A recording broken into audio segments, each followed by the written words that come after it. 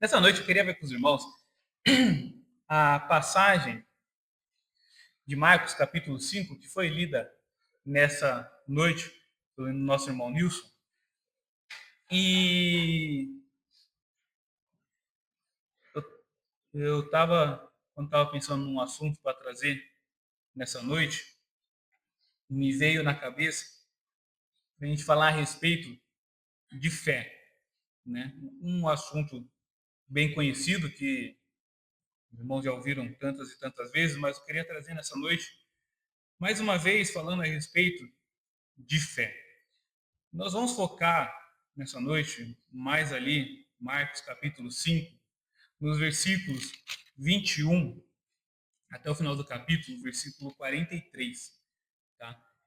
Não ignorando a leitura que foi feita nessa noite, da primeira parte do capítulo, do versículo 1 até o versículo 20, porque isso também tem muito a ver sobre algum dos pontos que nós vamos tocar nessa noite.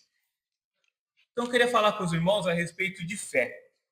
E acho que quando a gente fala a respeito de fé, a primeira pergunta que provavelmente a gente coloca e vem é a definição de fé, né? O que é fé?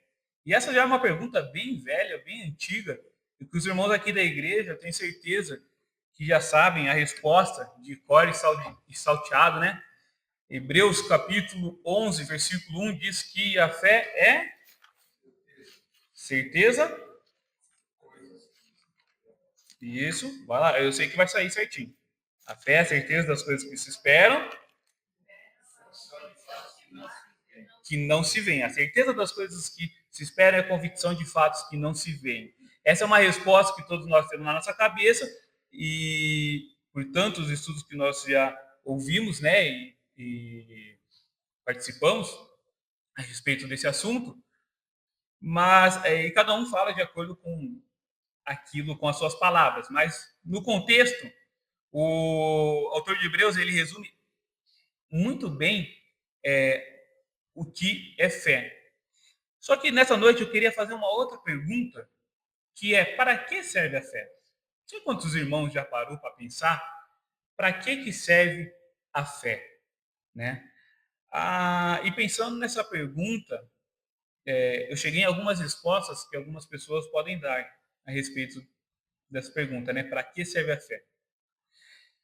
Talvez algumas pessoas possam dizer que a fé serve para termos algo em que acreditar, para passarmos a vida de modo mais leve, né? Mais tranquilo, num mundo onde tudo, cada esquina, cada notícia que nós lemos é uma notícia de horror, é uma notícia de morte e roubo. Parece que as pessoas usam a palavra fé para poder definir a esperança por dias melhores.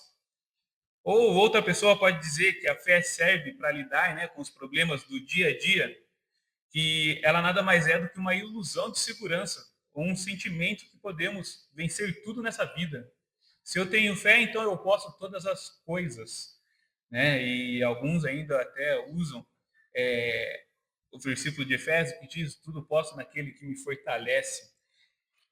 Ou podem dizer que a fé é somente realização de milagres, né? Hoje em dia também nós vemos em muitos lugares, em muitas igrejas, pessoas usando da, da, da fé, né, da palavra fé, para falar que é a realização de milagres na vida dos outros. E quando não realiza um milagre, a pessoa fala que a pessoa estava passando por necessidade e não teve fé suficiente. Isso me fez lembrar daquele filme Fé Demais Não Cheira Bem, né? Que o rapaz ele tinha uma igreja gigantesca, adorava fazer milagres, tudo uma farsa para poder atrair o dinheiro dos outros, né? E hoje em dia tem pessoas que usam exatamente isso, acham que a fé é somente para a realização de milagres. Mas nós precisamos ser claro que fé ela não significa só esperança, um desejo ou uma mera querência que algo aconteça, né? E isso não é fé, porque nesse caso todo mundo pode ter fé em algo. Então, qual é o propósito da fé? E pensando nessa pergunta, eu cheguei numa conclusão que diz, fazendo uma conclusão a seguinte, que a fé é na verdade um alívio para o crente, pois nos traz a confiança inabalável em Deus, e a fé é um modo de agradar a Deus. Se a gente pegar lá Hebreus 11 e ler um pouquinho mais para frente ali do versículo 1, chegar ali até o versículo 6, o autor vai falar exatamente isso, né? Sem fé é impossível agradar a Deus. Quem deseja se aproximar de Deus deve crer que ele existe e que recompensa aqueles que o buscam. Então, a, a fé, ela é um modo de agradar ao nosso Senhor e Salvador, né? Outro ponto, a fé, ela nos mostra o que precisamos ver por meio da palavra de Deus. Porque a palavra de Deus ela está disponível para todos que buscam. Se uma pessoa digitar no Google Bíblia, ela vai achar um monte, pode comprar, lê-la de cabo a rabo, mas ela pode achar apenas uma literatura bonita e não ter a convicção que aquilo que está escrito na palavra de Deus é puramente verdade. A fé confere a realidade ao que vivemos e comprova coisas que ainda não foram vistas, tratando-as como coisas que já foram vistas e não apenas como uma esperança vaga, né? A fé torna as coisas que se esperam tão reais como se já tivéssemos e fornece convicção de que as bênçãos espirituais e invisíveis do cristianismo são absolutamente certas. Em outras palavras, ela traz o futuro para o presente e torna o visível o que não se vê. É exatamente o que o autor de Hebreus ele diz em Hebreus 11:1, né? Com outras palavras, mas é exatamente isso. Ela traz o futuro para o presente e torna visível o que não se vê, né? Quantas vezes nós paramos e oramos a Deus sobre certo assunto, já com uma convicção, já com a certeza de que foi atendido e a vontade de Deus vai ser realizada. Nós ainda nem vimos acontecer, mas nós já vimos que foi feito, ou que está sendo feito. Alguém uma vez disse a seguinte frase: a fé começa onde termina as possibilidades. Se é possível, não há nisso glória para Deus. Eu entendo que esse autor quis dizer quando ele diz que se algo é possível, não há glória para Deus. Não que realmente não haja uma glória para Deus nas coisas possíveis, porque Deus capacita as pessoas para realizar coisas impossíveis. Capacita médicos a realizarem operações que parecem ser impossíveis.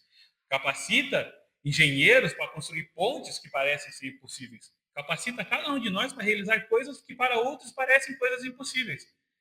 Mas eu entendo quando ele diz que a fé começa onde termina as possibilidades. Porque quando uma pessoa extremamente capacitada, uma pessoa extremamente apta para aquela ação, não enxerga mais possibilidades, então aí entra a fé. É importante a gente lembrar, quando a gente fala de fé, que o que Tiago nos ensina, lá em Tiago, capítulo 2, versículo 17. Vamos abrir nossas Bíblias lá, em Tiago, capítulo 2, verso 17, que diz o seguinte: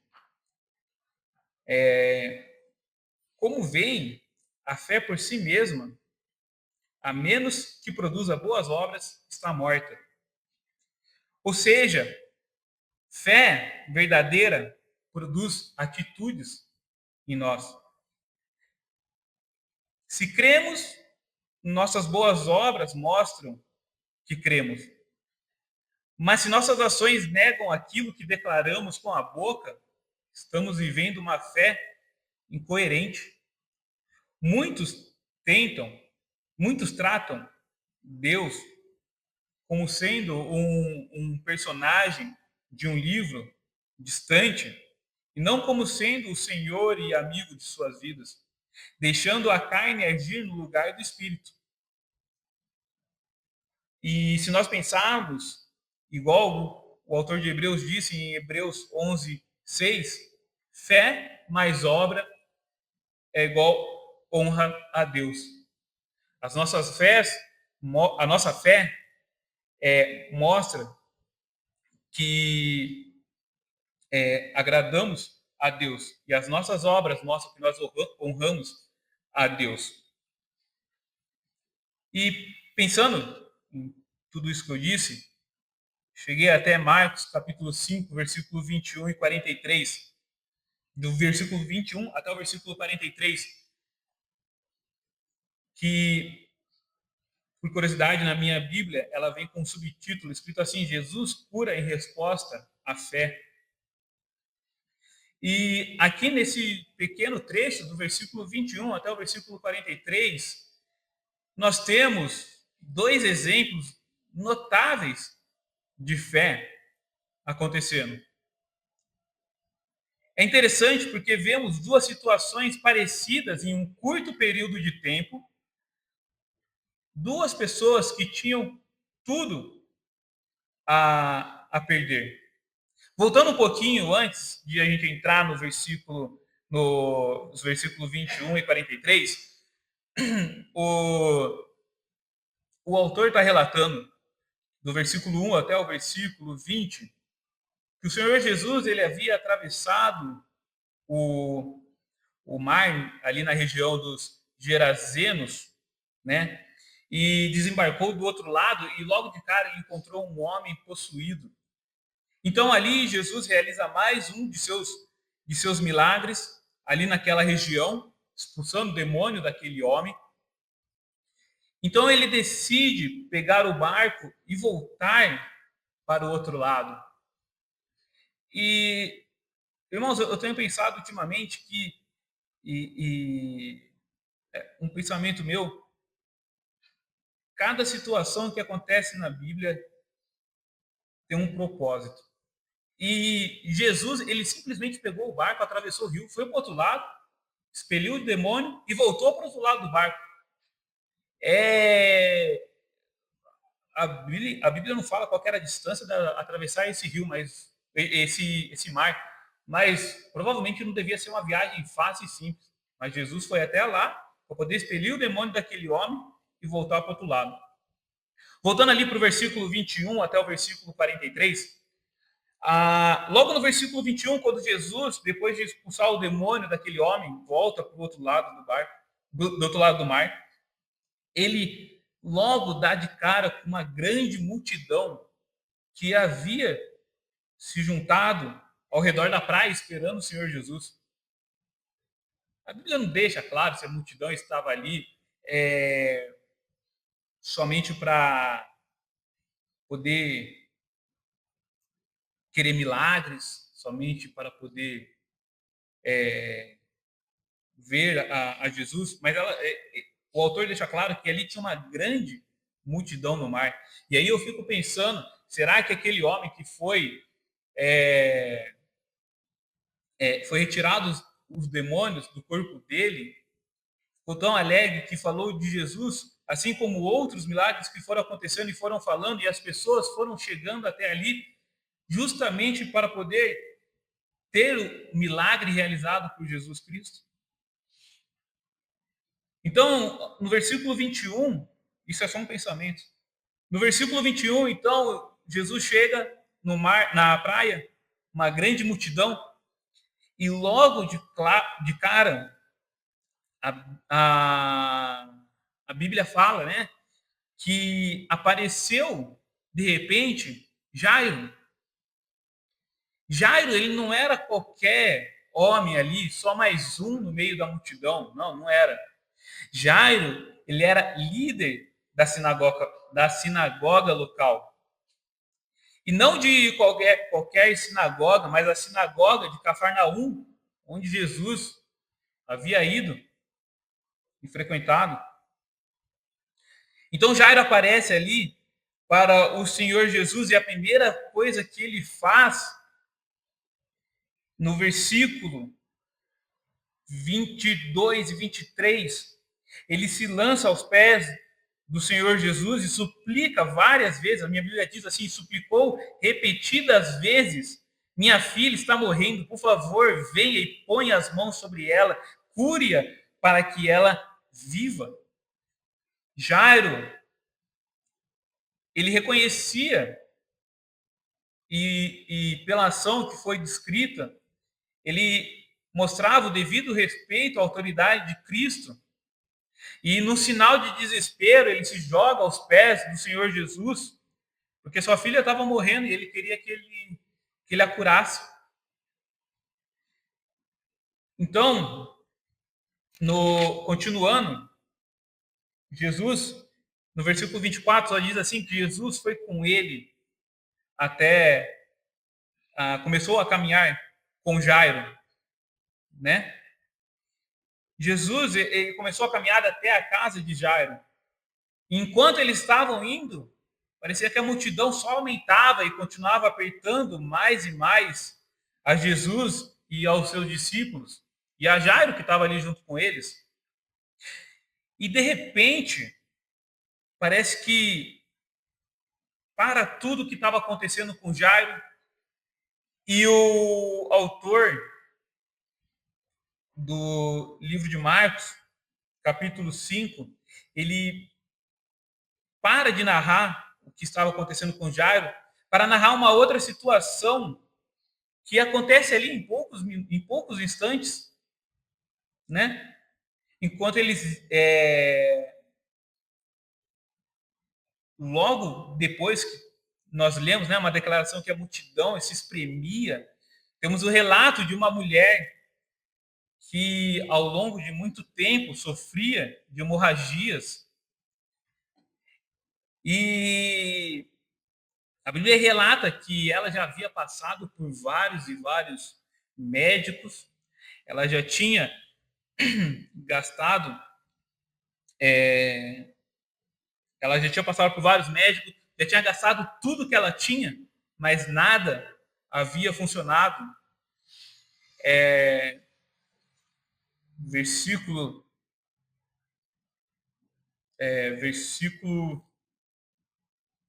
26, 25, diz assim, no meio da multidão estava uma mulher que havia 12 anos sofria de hemorragia. Tinha passado por muitas dificuldades na mão de vários médicos e ao longo dos anos gastou tudo que possuía sem melhorar. Na verdade, havia só piorado. Então, ela havia procurado todas as alternativas possíveis para a sua doença que ela passava. E quando ela ouviu de Jesus, versículo 27 diz que, tendo ouvido falar de Jesus, aproximou-se por trás dele, no meio da multidão, e tocou no seu manto, pois que ela pensava, se eu apenas tocar em seu manto, serei curada. E aí, volta lá para Marcos, capítulo 5, os primeiros versículos, quando Jesus curou, expeliu o demônio daquele endemoniado. Os milagres de Jesus que vinha realizando até aquele momento chegou até o ouvido dessa moça. E ela teve fé que somente tocar na capa do Senhor Jesus, ela já seria salva. Versículos 27 fala isso. O que essa mulher ouviu trouxe ela até Jesus e isso transformou a vida dela. Não somente transformou a vida dela fisicamente, mas transformou a vida dela espiritualmente também. Ao ouvir falar de Jesus, ela logo pensou, como nós vimos, né? Se eu apenas tocar nas vestes dele, serei curado. Senhor Jesus, de repente, no meio da multidão, ele para e faz uma pergunta um tanto quanto inusitada para os discípulos ali na sua volta, não é? Ali no versículo 30, finalzinho do versículo 30, ele pergunta: quem tocou em meu manto? Fico pensando nos discípulos que estavam ali com Jesus. Pedro, que era mais boca aberta, né? Devia ter virado para Jesus e falado assim: Senhor, está de brincadeira, né? Um monte de multidão, um monte de gente aqui ao nosso redor. O Senhor pergunta: quem é que tocou na tua capa? Que pergunta é essa? E foi o que os discípulos disseram, né? Veja a multidão que aperta de todos os lados. Como o Senhor ainda pergunta quem tocou em mim? E Jesus, ele fez essa pergunta não sabendo quem havia tocado. Jesus sabia quem tinha tocado nele. Mas Jesus queria expor aquela mulher na frente da multidão. E, e ele fala para os discípulos, né? Ele fala, ele fala que alguém tocou nele porque ele sentiu poder saindo dele. E enquanto tudo isso acontecia, eu volto a pensar em Jairo. Imagina, ele já chegou desesperado na praia querendo a ajuda de Jesus, porque a sua filha estava morrendo. E Jesus, ele para no meio do caminho e para perguntar quem havia tocado nele. Acho que Jairo deve ter pensado logo: poxa, Senhor, acelera o passo aí, por favor. Minha filha está lá, está morrendo, né? Vamos acelerar. Se alguém tocou no Senhor, só ignora e continua andando. Mas não. Jesus para e pergunta, né? Quem tocou nele? E Jairo lá esperando quietinho na dele. A mulher, então, ela aparece e se apresenta, falando que foi ela que havia tocado no Senhor Jesus. E como eu disse, o Senhor Jesus perguntou porque ele queria trazer aquela mulher à frente de todos que estavam ali, presente naquela multidão. E imagina a gente andando, tentando chegar perto do Senhor Jesus e você toca na capa do Senhor, e o Senhor pergunta: quem me tocou? Eu provavelmente ficaria com medo. E foi exatamente o que essa mulher aconteceu com ela. Versículo 33. Então a mulher, assustada e tremendo pelo que tinha acontecido, veio e, ajoelhando-se diante dele, contou o que havia feito. Ela estava com tanto medo do que o Senhor Jesus poderia fazer com ela, que ela já chegou ajoelhando, num sinal de súplica, para o Senhor Jesus não fazer nada com ela. Mas ela não sabia que o Senhor Jesus estava usando essa mulher, ela, como um exemplo para todos. Ela estava provavelmente ciente de que talvez ela ia ouvir um sermão daqueles do Senhor Jesus. Mas não. O Senhor Jesus apenas diz para ela, no versículo 34, filha, sua fé a curou. Vá em paz. Seu sofrimento acabou. O Senhor Jesus poderia ter deixado ela passar embora, sozinha. Ah, fui curada, pronto. Não, mas ele queria trazer ela à frente daquelas pessoas para justamente mostrar para aquelas pessoas que não foi por ter tocado na capa do Senhor Jesus, não foi por ter tocado no Senhor Jesus que ela foi salva, mas foi porque a fé que ela tinha no Senhor Jesus e no poder do Senhor Jesus para salvá-la, para curá-la, foi que salvou. E naquele momento, ela não somente foi curada fisicamente, mas curada espiritualmente.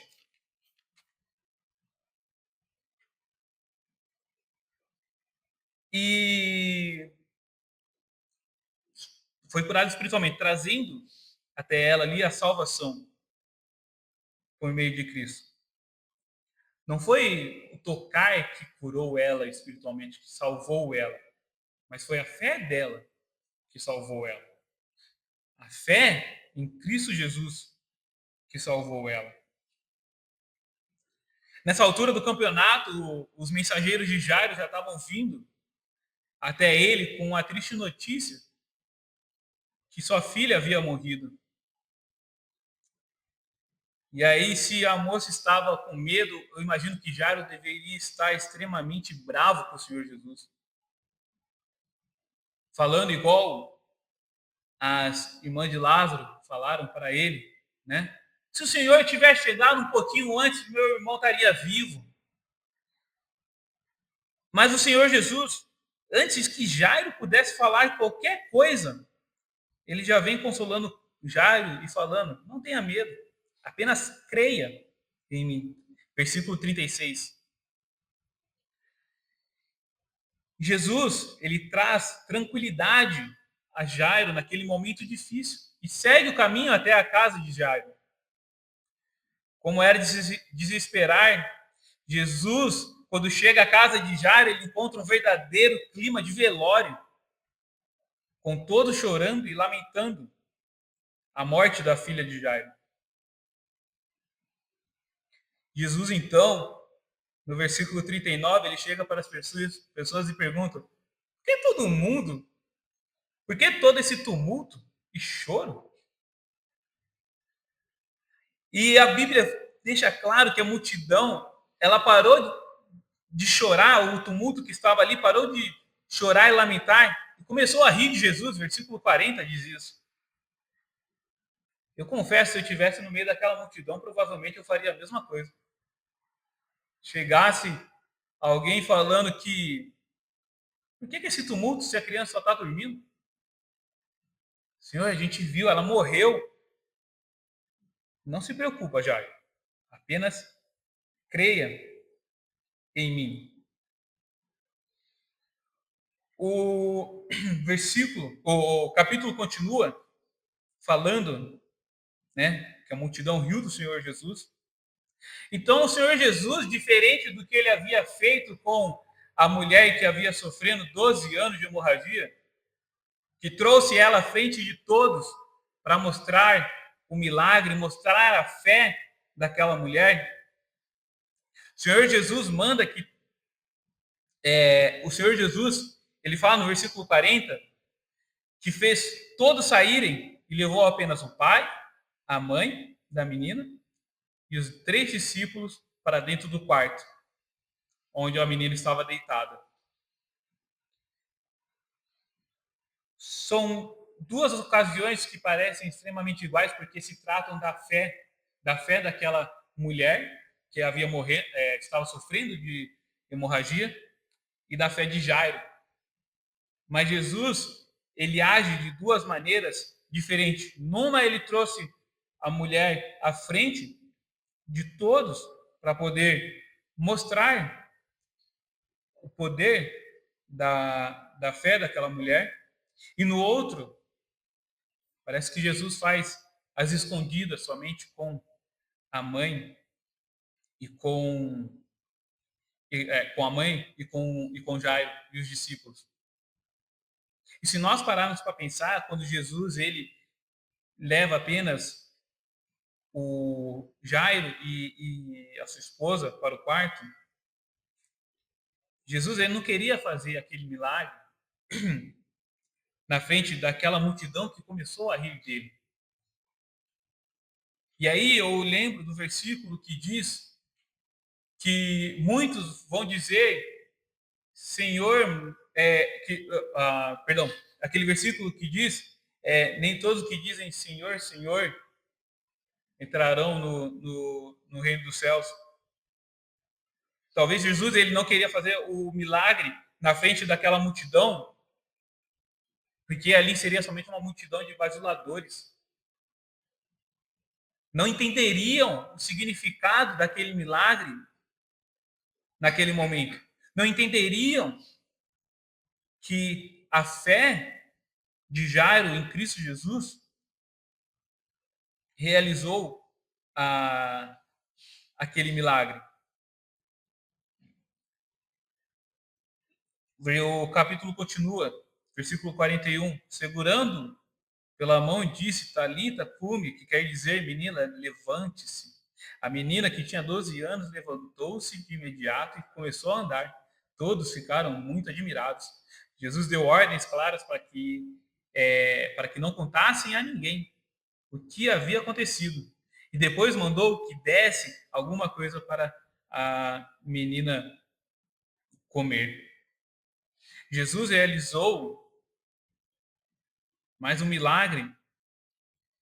E um parênteses, alguns acham que a menina, ela não só ela não estava morta, mas sim só estava em coma. Independente do que seja, se estivesse morta, se estivesse em coma, Jesus realizou um milagre naquele momento. E Jesus é capaz de realizar milagres, seja a pessoa estando morta, seja estando em coma. Não vamos limitar o nosso Deus. Muitas vezes, inconscientemente, nós acabamos limitando o Senhor Jesus no seu poder. Nós cantamos, e tem músicas que falam que o Senhor Jesus ele realiza infinitamente mais. Oramos que o Senhor Jesus é médico dos médicos, Senhor dos senhores.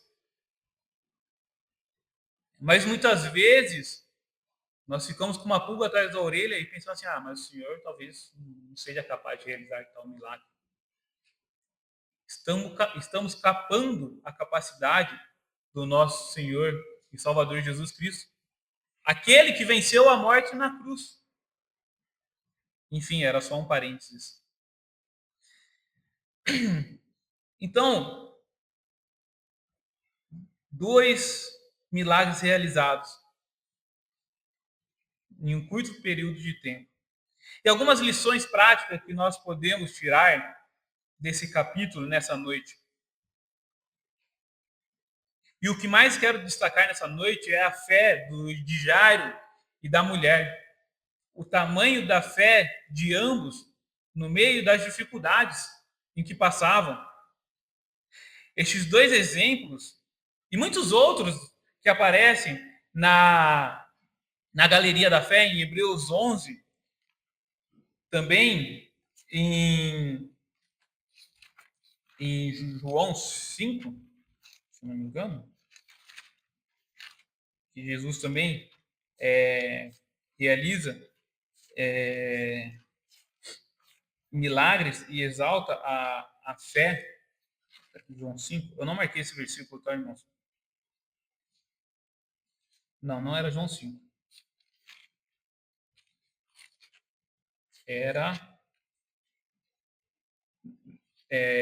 Não era o versículo que eu queria, mas Romanos 5 também fala a respeito da fé, né? E a respeito do que a fé produz em nós. A Bíblia ela relata em vários momentos a respeito da fé, mas vamos focar nesses 2 personagens dessa noite, Jairo e a mulher que sofria de hemorragia. A primeira lição que nós podemos aprender é com a mulher que sofria de hemorragia. Porque logo de cara, ela já nos dá uma lição que a fé não nos tira a responsabilidade de corrermos atrás das coisas. A mulher, ela ficou 12 anos sofrendo e buscando tratamentos. E teve fé suficiente para poder correr até Jesus, crendo no seu poder para curar e salvá-lo. Ela correu, ela foi até onde conseguia, foi até médicos, foi até onde na época poderia ir para poder conseguir aquele tipo de tratamento. E ela já tinha ouvido falar de Jesus. E ela foi até Jesus crendo que ele poderia curá-la e salvá-la. Então a fé, ela não nos tira a responsabilidade de correr atrás das coisas. Se eu estou, e um exemplo bem claro e simples, se eu estou à procura de um emprego, eu tenho fé que o Senhor vai me dar um emprego, sim. Não mando currículo, não faço no network, converso com as outras pessoas. Não, mas eu tenho fé que o Senhor vai me dar um emprego, sim. Tudo bem? E como que as pessoas vão te conhecer? Como que as pessoas vão chegar até você? Nós também temos as nossas responsabilidades. Eu estou... eu estou dando exemplo de emprego, que é o exemplo mais fácil, tá? Estou desempregado, preciso de emprego. Mas fico o dia inteiro vendo TV, vendo TikTok, vendo celular. Não mexo um músculo do meu corpo para poder ir atrás também. Então a fé, ela não nos tira a responsabilidade de correr atrás das coisas. Outra lição é que nós somos lembrados que nada é impossível para Deus, como eu disse, né? Que por muitas vezes nós tentamos diminuir o poder de Deus e nem é de modo consciente, inconsciente, nem é de modo consciente, às vezes é de modo inconsciente mesmo. E Deus nos mostra que para Ele nada é impossível de ser realizado. Ele curou uma mulher que havia sofrido de hemorragia e ressuscitou uma menina que estava morta. Então, para Deus, nada é impossível de ser realizado. Outra lição prática que nós podemos tirar é quando chegam os servos de Jairo dizendo que a sua filha havia morrido. E essa é uma lição importante que nós muitas vezes acabamos esquecendo, que nossa fé, ela é testada e será testada. Assim como Jairo teve sua fé testada pela morte de sua filha, nós também teremos dificuldades e problemas na vida de fé. Deus, ele testa a nossa fé para ver se ela é genuína. 1 Pedro 1,7, Pedro declara exatamente isso. Vamos abrir a Bíblia lá e lê-la. 1 Pedro, capítulo 1, versículo 7. Versículo 6 e o 7. Portanto, alegrem-se com isso, ainda que agora por algum tempo vocês precisem suportar muitas provações. Elas mostrarão que sua fé é autêntica. Como o fogo prova e purifica o ouro, assim sua fé está sendo experimentada. E ela é muito mais preciosa que simples ouro. Isso resultará em louvor, glória e honra no dia em que Jesus Cristo for revelado. Lembra que eu disse lá no começo? Fé mais obras é igual honra a Deus. Então, a nossa fé, ela é testada. Romanos 5, versículo 1 a 3, diz o seguinte. Romanos 5, do versículo 1 até o versículo 3. Portanto, uma vez que pela fé fomos declarados justos, temos paz com Deus, por causa daquilo que Jesus Cristo, nosso Senhor, fez por nós. Por meio da fé, Cristo nos concedeu essa graça que agora desfrutamos com segurança e alegria, pois temos a esperança de participar da glória de Deus. Também nos alegramos ao enfrentar dificuldades e provações, pois sabemos que contribuem para o desenvolvimento, para desenvolvermos perseverança. E aí, Paulo continua, e a perseverança produz caráter aprovado fortalece o nosso espírito, e ele continua. Então, a nossa fé, ela será testada, como Pedro diz, para ver se ela é realmente autêntica. George Miller, uma vez, ele disse: as dificuldades são o alimento de que a fé se nutre. Irmãos, fé é confiar na fidelidade de Deus. É convicção de que Deus diz a verdade e que acontecerá o que ele promete, independente da situação que estivermos passando. Nós precisamos, muitas vezes, lembrar e sondar os nossos corações aonde está alicerçada a nossa fé. Tem aquele hino que diz, né? Em nada ponho a minha fé, senão na graça de Jesus. A minha fé tem que estar em Cristo Jesus, sabendo que Ele é poderoso para realizar, sim, infinitamente mais. Ele é poderoso para realizar as coisas realmente impossíveis. Assim como a mulher que sofria de hemorragia e a filha de Jairo foram curados, a nossa fé em Jesus também pode fazer infinitamente mais. Não por nós mesmos, tá? Isso é importante dizer. Não por nós mesmos, mas pela bondade de Cristo Jesus. Porque a fé, ela não somente realiza milagres positivamente, tá? Mas aquilo que pode parecer negativo para nós está debaixo dos planos de Deus. E a fé nos faz enxergar que aquilo era o melhor que Deus tinha para nós.